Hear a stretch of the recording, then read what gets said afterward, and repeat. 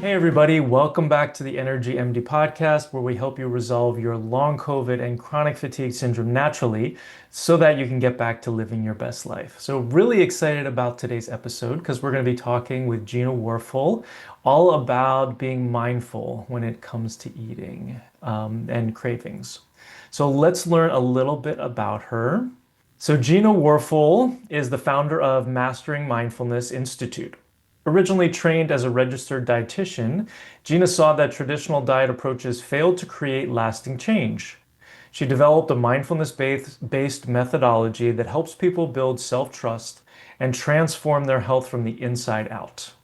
Today, the Mastering Mindfulness Institute supports individuals, health professionals, and universities in applying this transformational approach. Gina, thank you so much for joining me today.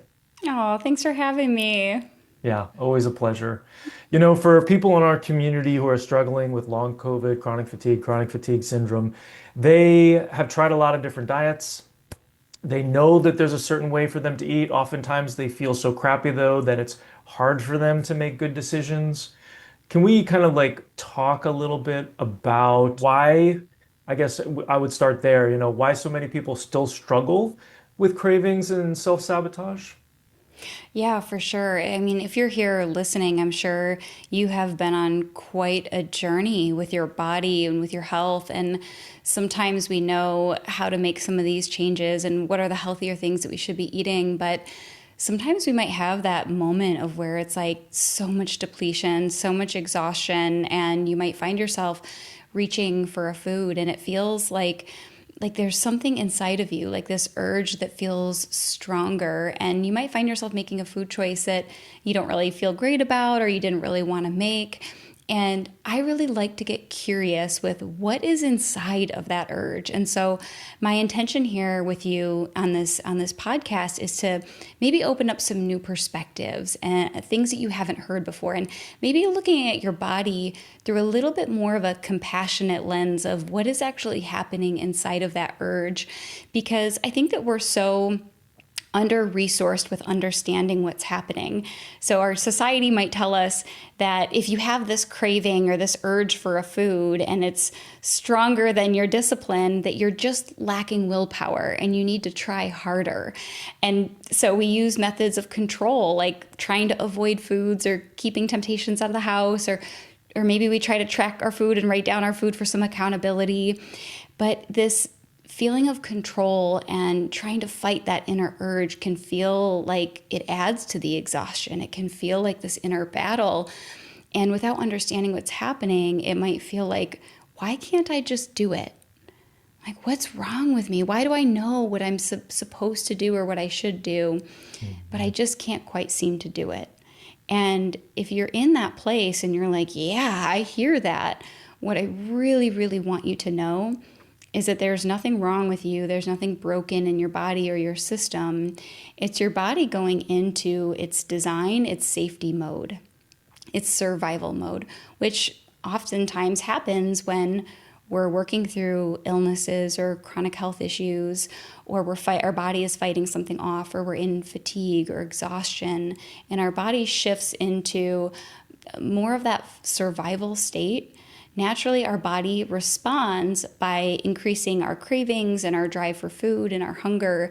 And so our body will always prioritize protection and survival. And when we don't understand that connection, that when I crave food or when I feel that strong urge, when I don't understand that that's my body's protective mechanisms, I try to control my food, I try to suppress the craving, but it always comes back. I think of it as like you're trying to push a balloon underwater. You're like, go away, craving, and you try to push it away, but then it comes back up because our body is still in that protective mode. And so it feels very, very challenging to make better choices or support our bodies or change when we're in that state.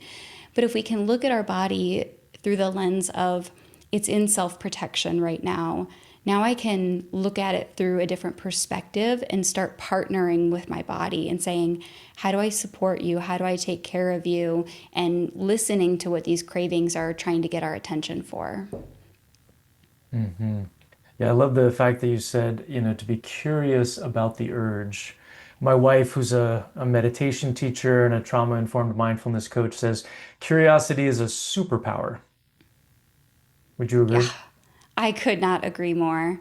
It is because we're taught, I don't want to say we're taught, but we get so many of these messages that our cravings are bad. And so when we look at them as they're bad, we develop this shame around something that our body is actually doing to try to protect us. And when we switch from that judgment to something more like curiosity, now that opens up the whole world of possibility of, I wonder what I'm experiencing. I wonder what my body is needing. And that builds so much more momentum, so much more trust, so much more ease when we're experiencing those cravings or those urges.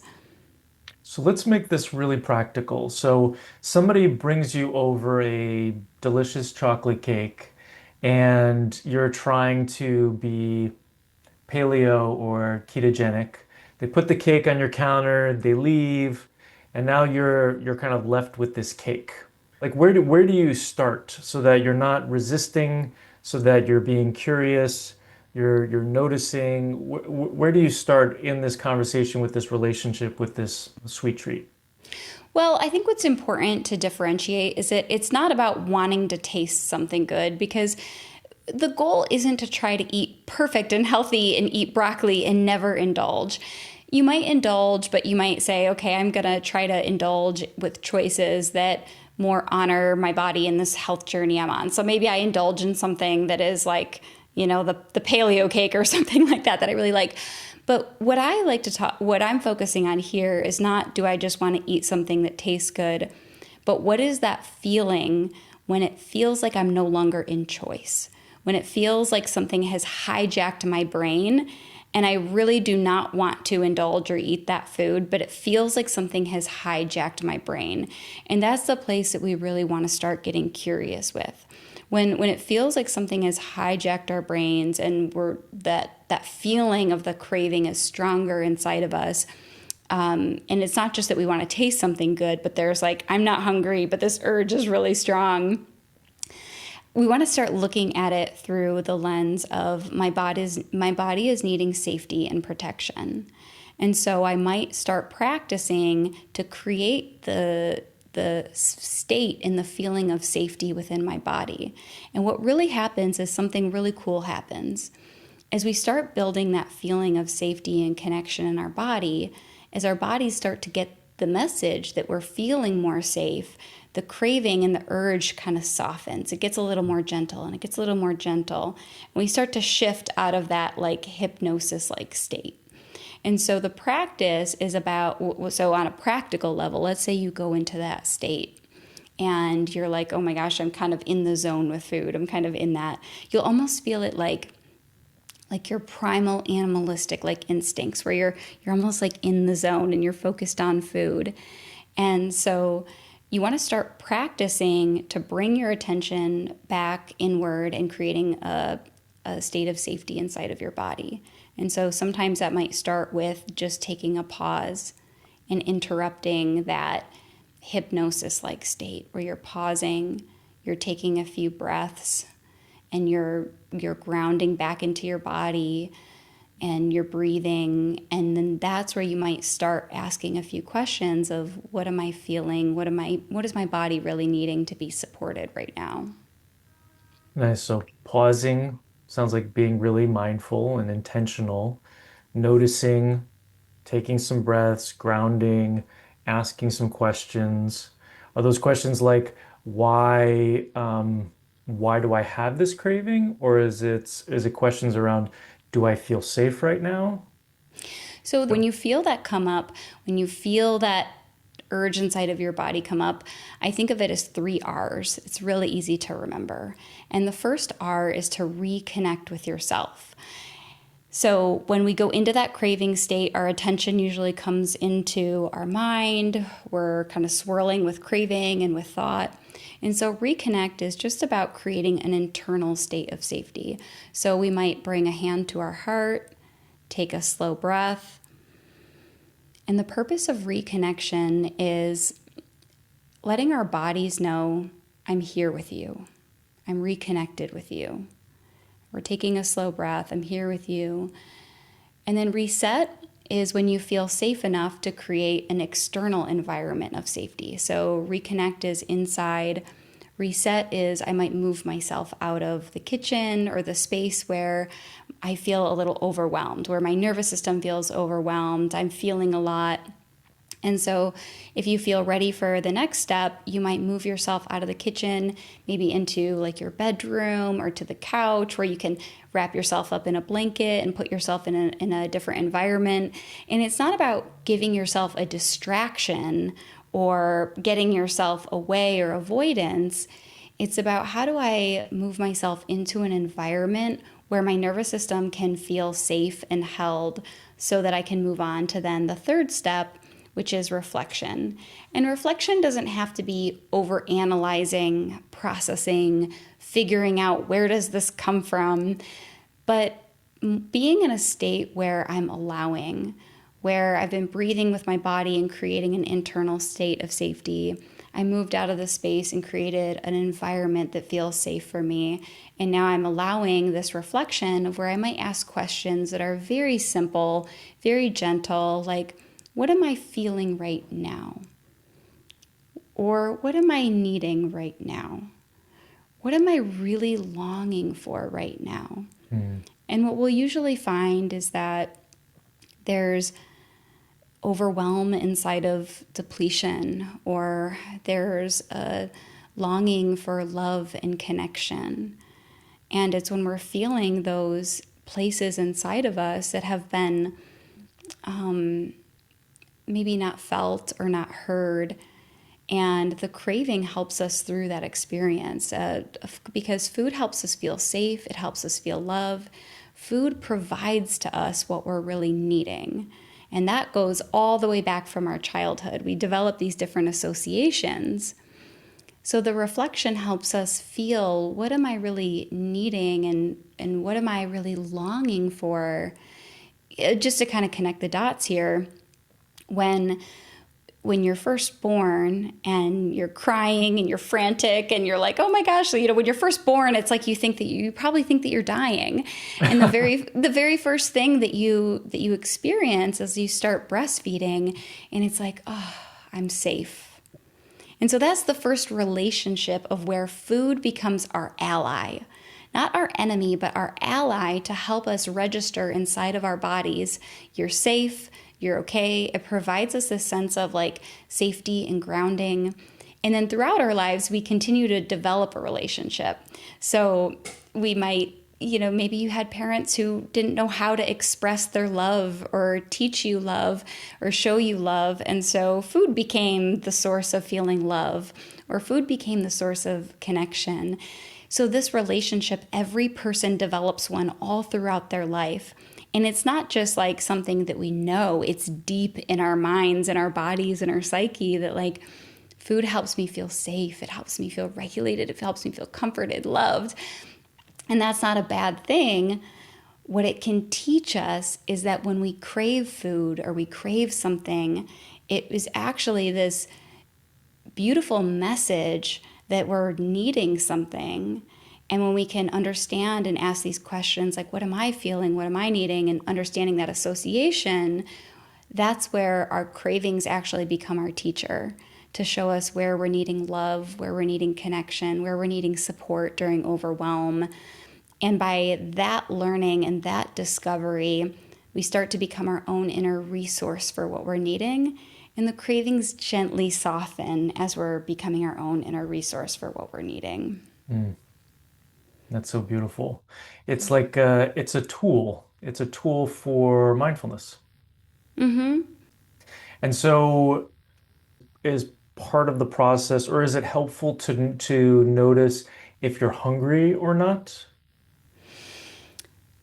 Noticing if you're hungry or not comes through practice, and it's not the first step. And the reason why is because when you're in a stressed state, the signals on if you're hungry or if you're full, those signals become distorted. And so the areas of your brain that feel satiety, that feel full, that area of your brain isn't active when you're in a stressed state. So it can be helpful to ask, am I actually hungry or am I just craving something right now? But oftentimes it will feel confusing and that signal will feel a little bit distorted. So as we're practicing to breathe with our bodies and regulate our nervous system, over time that signal becomes more clear. And I like to give people some clues to practice noticing. And so this isn't like, do I get how to do it? Can I do it perfectly or not? It's more like, here's some little clues that you can practice along the way. So when I'm hungry, that's a clue from my body telling me we need nourishment. Calories are low, we need nourishment. And so that signal inside of my body might feel like pains in my stomach, where you feel that like grumbling in your stomach. You kind of feel a little bit of low blood sugar. It kind of happens over time. Like you gradually get more and more hungry. And you can feel like if you don't eat, you'll get like hangry, where you're like, I need food over time. That feels a little bit different from a craving. The sensations of a craving in our body, what typically happens is when we go into that protective mode, our attention will tend to go up into our mind and we start thinking about like flavors and food, and kind of the fixation is up here where we're kind of thinking about what we want to taste. And it feels more primal. It feels more like hypnotic. Like I know what I should be eating, but I need something different. And there's almost this urgent feeling of like, I need something right now. And you might hear that voice in your head that sounds protective. It's like, I need something, I need something. So we may or may not feel a sensation in our stomach. We might not feel that same sensation of low blood sugar. It might be more of our attention is up here. And the other thing I like to get to know when my body is telling me if it's going into that state is how my body reacts when it goes into a stress state versus when it's more in that parasympathetic calm state. So before, when I was experiencing this and I had all these cravings coming on, I had no idea what my body was doing because I never paid attention. But then I started to notice when my neck would kind of contract a little bit, my shoulders would contract, my jaw kind of contracts, my breathing gets shallow. My body was going into that stressed state before I even realized it. So my body was giving me clues. So I like to tell people to practice noticing how your body shifts. When does it feel like it's in that parasympathetic state where maybe this kind of lets go a little bit, breathing might be a little more deep? And when does it start to shift a little bit into a stressed state where maybe things tighten, contract, our thoughts go up into the mind, we kind of start craving things? The earlier that we can notice those clues, the earlier I can start to feel, oh, my body is telling me it needs something from me. If I don't pay attention, it's like my body ends up taking over and going into full self-protection mode. And then it feels really, really challenging to navigate that craving because my body is so in that state. So I think of it as like our bodies send us little clues and whispers. And the more I can notice and pay attention, the more I can feel what my body is needing. Is it ever okay to like give in to a craving? But I feel like giving in or thinking about pushing, like those aren't allowing, like kind of like what you were talking about. Like it seems like we have to change our vocabulary.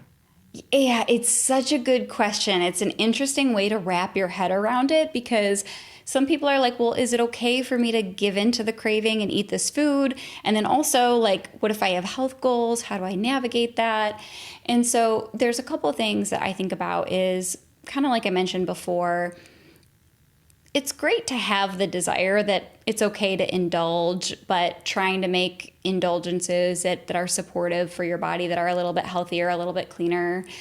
It's always okay to indulge.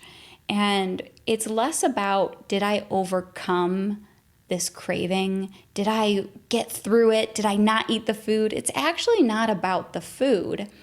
What it's really about is that my craving that I feel powerless to is really just telling me that I need something.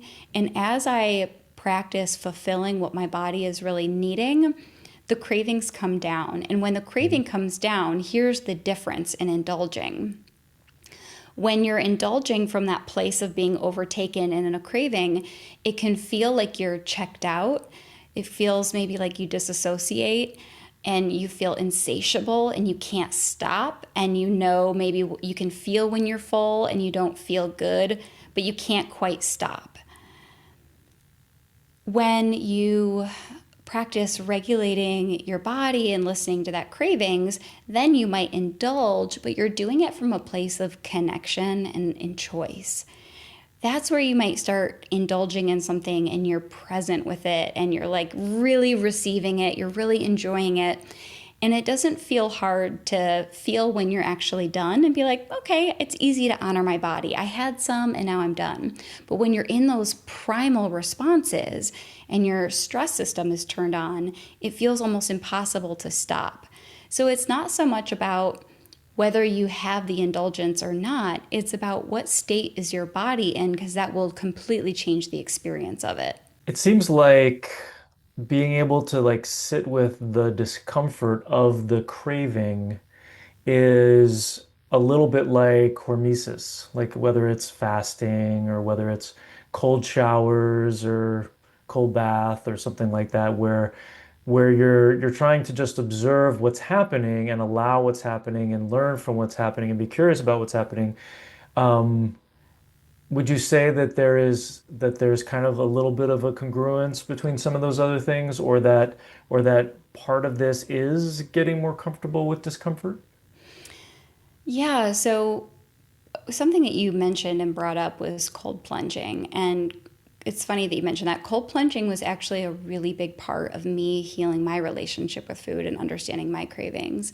Because when I started cold plunging, when I first went into the cold water, the first time, this was my first time ever doing a cold plunge. I remember getting into the water and I was like, yelled out a loud audible swear word that was like, and it was not something that I could even control. It was like my brain went into, I am not going to be okay. Like, get me out of here. It was like my brain was so irrational, like, we're going to die. I'm not safe. I'm not okay. And my body and my breathing reacting to it.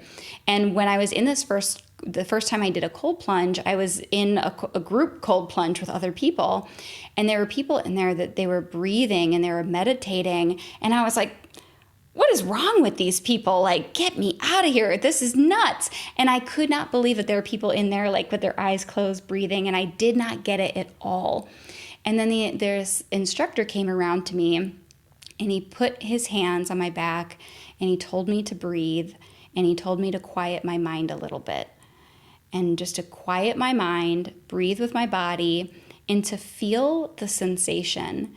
And as I started to breathe with my body and I started feeling the sensation, the freezing cold almost started to feel warm. It was like interesting how your perception can change. And what I started to realize was that cold, my brain interpreted the cold as I'm going to die, but when I looked at it as just a sensation, I could be with it just as purely a sensation. And my body and my nervous system started to feel safe and calm down. And now it didn't feel so painful. And so it was a practice of regulating my thoughts and feeling how it's just a sensation in my body. Now, how that translated to food. Now, there was a day recently, or it was just after that cold plunge experience, where I felt so like consumed with exhaustion and emotion, and I felt myself craving something, and I heard the voice in my head that sounded very similar to that voice in the cold plunge that was like, I'm not okay, I'm so overwhelmed, I need something. And I heard that voice and I stopped and I took a breath and I started breathing with my body, and I started feeling what that I'm not okay felt like in my body. I started feeling the sensation of a craving. And it actually, when I took away the label of it being bad, like the cold, and I just felt the sensation for what it was, I started to feel safe in that sensation. It actually felt like energy. It felt like desire. It felt like aliveness. And I realized that my mind was labeling it as I'm not safe, I'm okay. And so the practice became to feel that sensation and to feel safe in what I was feeling and what I was experiencing. And where my mind originally said, this is not okay, I'm not safe, I could practice being with it just as being a sensation. And naturally, it's not that I overpowered and strengthened my way through the craving. It's that I started to feel safe and it felt more gentle being with my emotions, with my cravings, with what I was feeling inside of my body without my mind feeling like this is a threat. Did that answer what your question was? Yeah, absolutely. And I wonder where that comes from in terms of like we're taught somewhere along the way that it's not okay to be uncomfortable in our bodies. Like, we scrape a knee and we get tended to right away. Like, oh, I feel uncomfortable. I cry, somebody soothes me, or something soothes me, right? Here's an Yeah. ice cream cone or something like that. I mean, is that kind of what you see as well? Yeah, and this is no judgment to parents because I can have a lot, I can really empathize if you have a crying baby and you're like, I can't take it anymore. Hmm. And, a lot of us grew up where we're crying and your parent might punish you for crying or having your tantrum. And so if you're punished and it's like you better stop crying or you're going to go in timeout, you're going to be isolated. And as a parent, we might think like, oh, I'm just telling them what to do. But as a child, we internalize that as my sadness is wrong. It's inherently wrong inside of my body. And that stays with us. And even growing up, in high school, in college, we get these expectations of to be strong and to not be sad. And there's not a lot of support through the days that like we're just not happy and we're struggling. And so our bodies and our nervous system can feel that like this is bad, this is wrong. And that's where naturally we might look to food to help that emotion go away or to feel better or to help us through it.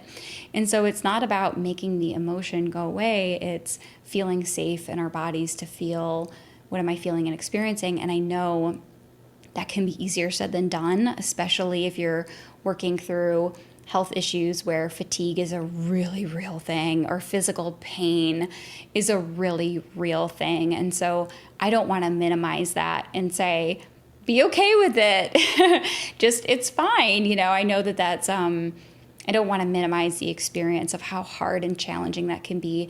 And sometimes it's not about getting rid of the food, it might actually be looking at our behaviors and struggles through a lot more of a compassionate lens of like, it's hard for me to be with my body.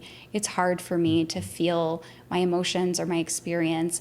And this struggle isn't a flaw within myself. It's not my lack of willpower. It's that food is my ally and it's helping me get through this really difficult time.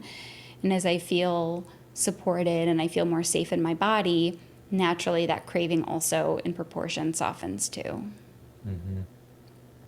I know there's been times in my life where I'm so uncomfortable by either being in a cold plunge or being or doing something hard at work where I'm seriously screaming in my head like I have to remind myself like I am not going to die, right? It seems like that sometimes things in life can get so incredibly intense that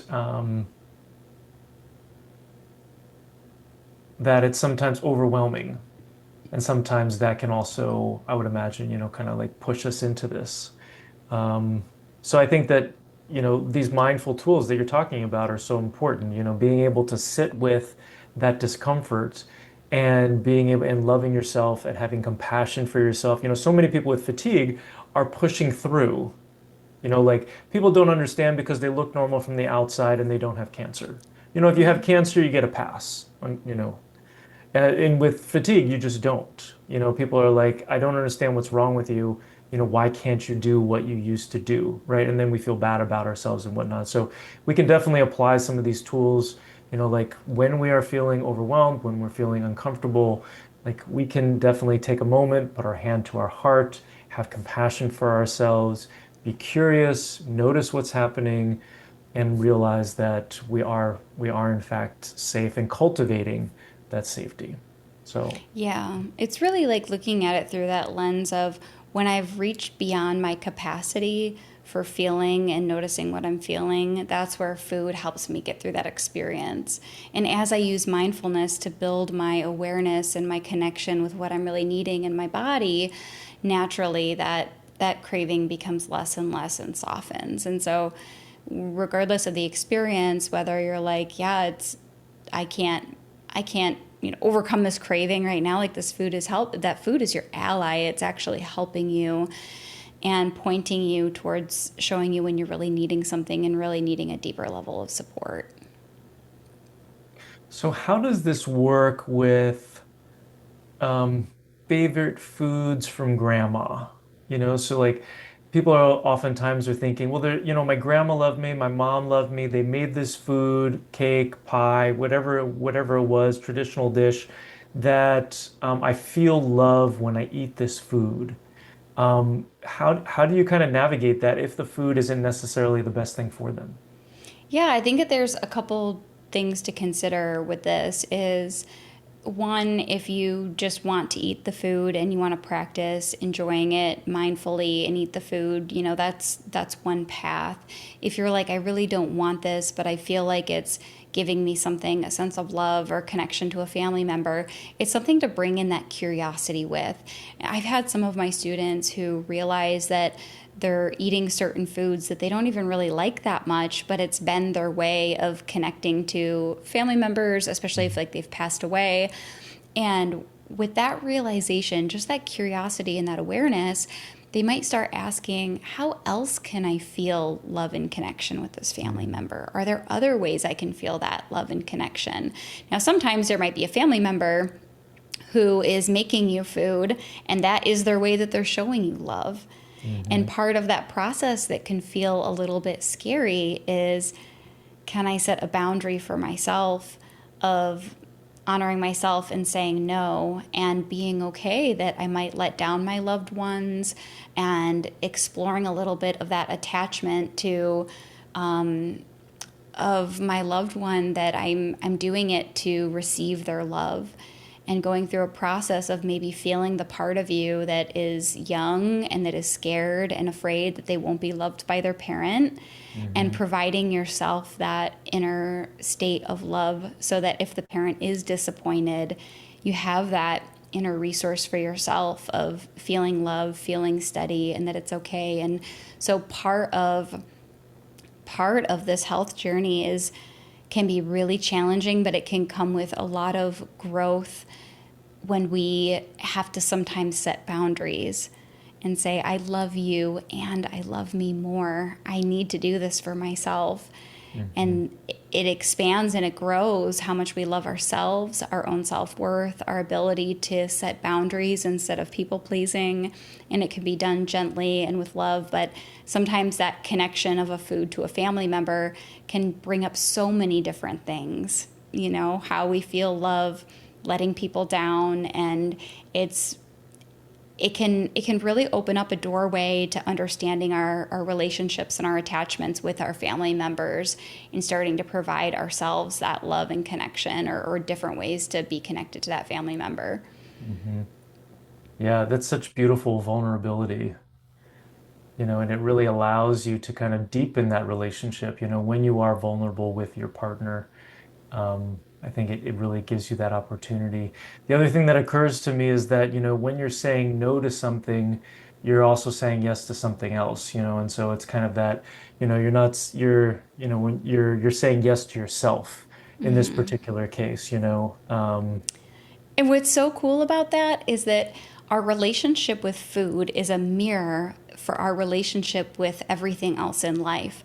So if I have a hard time saying no, and it feels like I'm people pleasing, it's like, where else do I self-sacrifice myself because I'm afraid of letting someone else down, or I'm afraid of losing love, and not letting it be a sometimes that can be confronting, but it can also show us where we're ready for our growth and for our development. And so I use this relationship and these challenges with food as a mirror to understand myself better.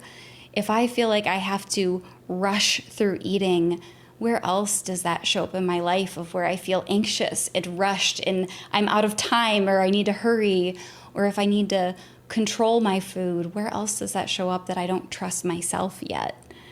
You know, if I'm eating something because I'm self-sacrificing to make someone else happy, where else does that show up?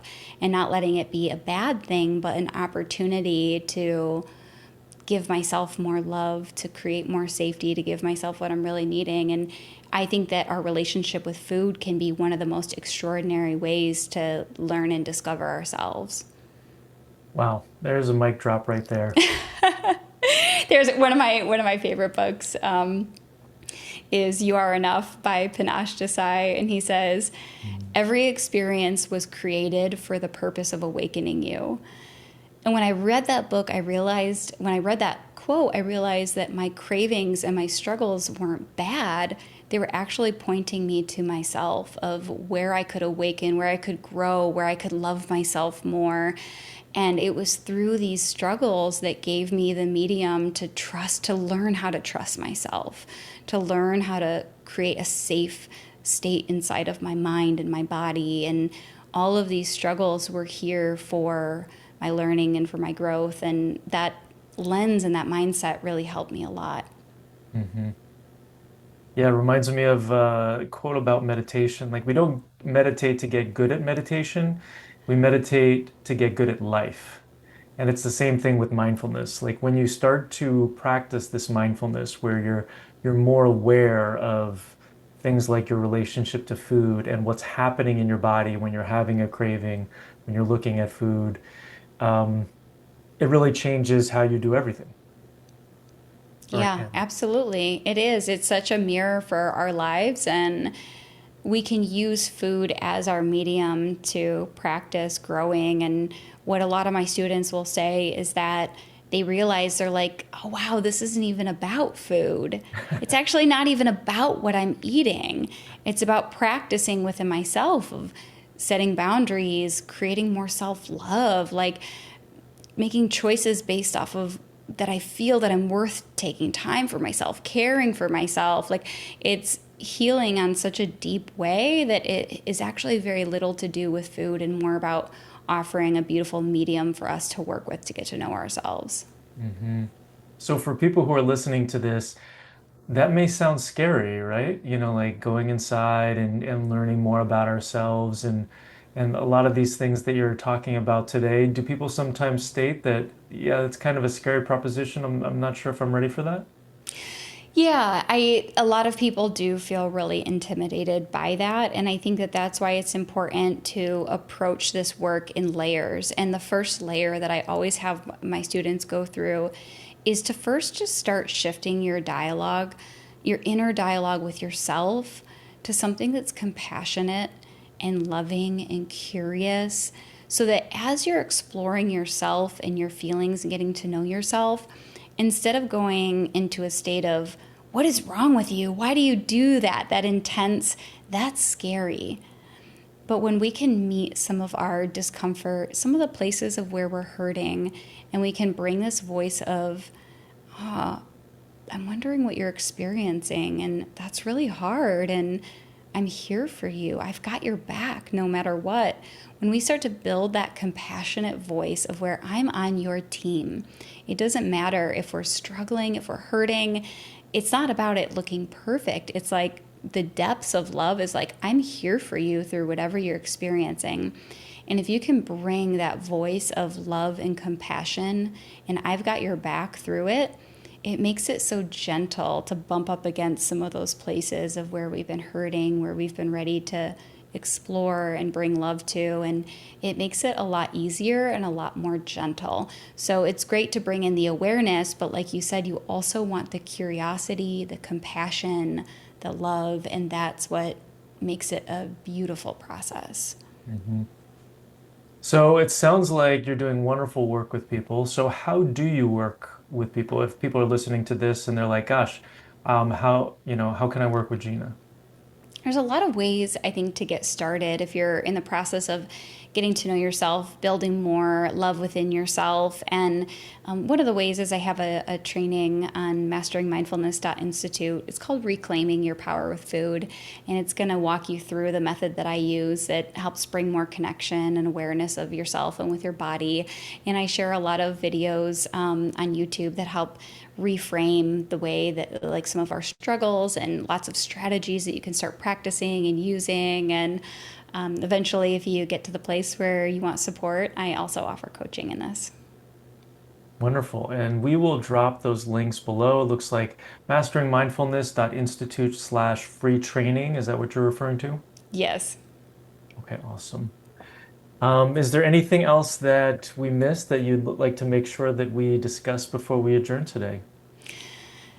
I think what I'll just leave everybody with is I hope that this brought a new perspective, that if you have those days where things are hard and it feels like a struggle with food, that it's not your lack of willpower. There's nothing within you that is wrong or broken, and it's not about trying harder, but starting a new chapter with your body in a place of partnership of, I'm here for you, I'm listening to you, how can I support you? And those simple questions, that gentle reframe, can take you really far to really understanding what you're really needing. And that's how we create a harmonious relationship with our bodies and with our food as you're on quite a healing journey, I would imagine. Mhm. Yeah, Gina, this has really been wonderful. I so appreciate the work that you're doing and the lens in which you see the world and see eating. Thank you so much for coming on today. And for those of you listening, please check out the work that Gina is doing if you feel that you resonate with what she's saying. If this was helpful for you, please like and subscribe and share this with somebody you love. Thanks so much for being here. See everybody in the next episode.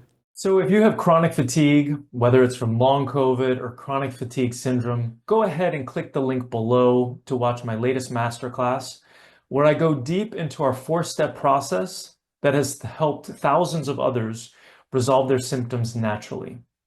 After you watch that video, if you're interested in seeing if we're a good fit to work together, you can then get on a free call with me. All right, thanks so much. I'll see you over there. I hope you learned something on today's podcast.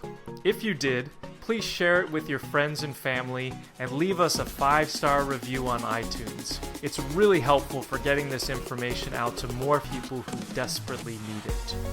Sharing all the experts I know and love and the powerful tips I have is one of my absolute favorite things to do. Thanks for being part of my community. Just a reminder, this podcast is for educational purposes only and is not a substitute for professional care by a doctor or other qualified medical professional.